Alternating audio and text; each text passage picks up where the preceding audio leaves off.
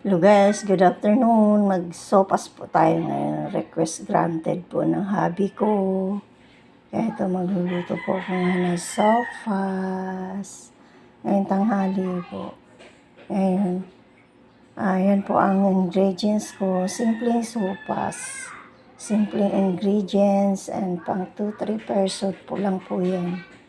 Ayan po, idadagdag ko lang po yan sa may tinapa pa po ako natira. Tinapa. Bagay po yan. Magsasopas po ako ngayong tanghali, guys. Yan po yung request ni hubby. Paborito niya rin po yung sopas. And thank you for watching. Guys, kumukulo na ang sopas.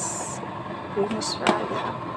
And yum, yum, yum. Kumukulo na siya. Malambot na siya, kaya okay na. Kain na tayo, guys. Thank you for watching.